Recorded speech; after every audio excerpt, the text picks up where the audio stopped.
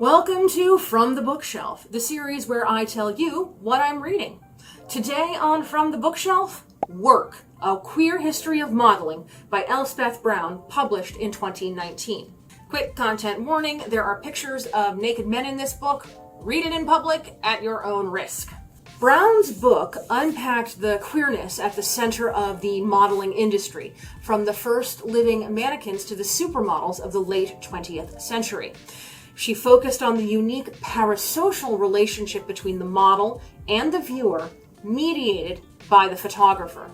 Given that many photographers in the early days were gay men, it seems unsurprising that the industry developed along queer lines.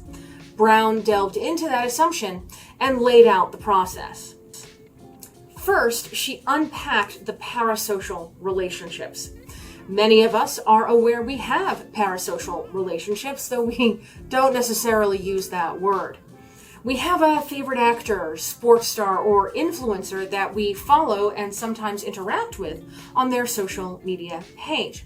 Sometimes that celebrity is responsive and interactive, like Will Wheaton, and sometimes they leave interactions with fans to a social media team. Either way, the responses to fan posts help create a relationship that is quite one-sided. Very few celebrities are aware of fans as individual people, simply due to numbers. Even though Will Wheaton once had a conversation with me on his social media page, I doubt he'd recognize my name anywhere else. And he certainly doesn't know what I look like or anything about me beyond the one comment he decided to respond to and the resulting discussion. That's a parasocial relationship. It seems like we know each other because of how much he shares, but it's not really true because he only shares a slice of his life and he has no idea what my life is like. Brown identified a unique kind of relationship inherent in modeling, the parasexual relationship between the model and the viewer. She further identified the photographer as the mediator of the liminal space between them, the guardian of the border, as it were. The photographer determines how much of the model is visible and what part of the image is highlighting the model and their sexuality or sex appeal, and what part of the image is highlighting the product, the ostensible point of the photo.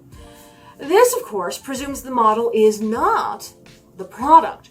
When the model becomes the product, this calculation becomes unnecessary.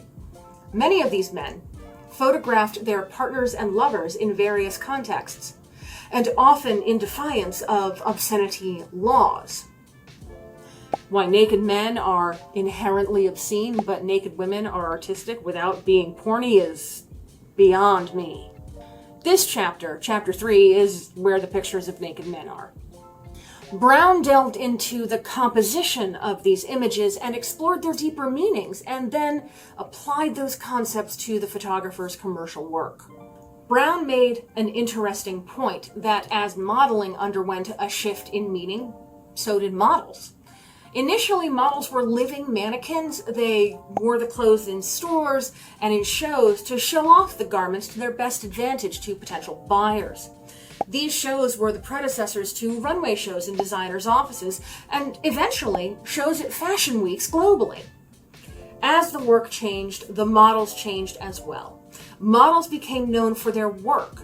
Some became muses to specific designers. Some became well known for a type of work like runway walks or catalog photos.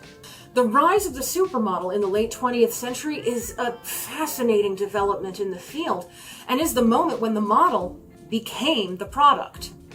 For those of us of a certain age, do you remember what designers or products Naomi Campbell or Linda Evangelista sold? The rise of the supermodel brings us to the thing that got my attention, the desire for realness in the models. In this context, real means authentic, trying to find the authentic person under the modeling facade. Yet, modeling is inherently inauthentic. Does anyone truly believe that Cindy Crawford only drinks Pepsi products, or that Gigi Hadid uses Maybelline makeup? Crawford's ads were designed to make her seem more real. She drove herself around, stopped for gas, and used a vending machine to get a Pepsi. Hadid seems real because of her social media presence and her connection to the Kardashians and their reality show. And here we are again with the discussion of real. What is it? What does it mean? And how do we determine who is real and who isn't? Brown's discussion of race in the modeling industry and the struggles Black models faced in the late 20th century is tied to the concept of realness. Black models in the 1970s balanced the industry pressure to meet white beauty standards with the rising Black pride movements focusing on celebrating Black beauty. Brown included many images of Naomi Sims and Donyale Luna, two successful Black models in commercial and high fashion photography, respectively. This book lives on my professional shelf. I am expanding my library in both queer history and Black history, and this book is good for both, though I did not realize how important Black women were in the modeling industry until I read this book. Brown argued that models existed in an in-between space between reality and artifice, and between art and commerce. As they became commodities themselves, the product became their own artfully created reality. This prompts questions of what authenticity and realness truly mean and why we demand realness from those who create fantasy.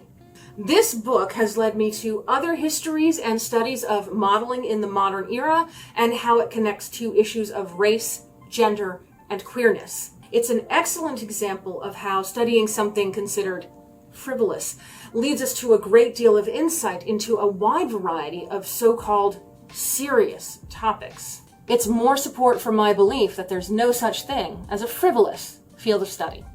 Thanks for watching. We'll see you in the next one.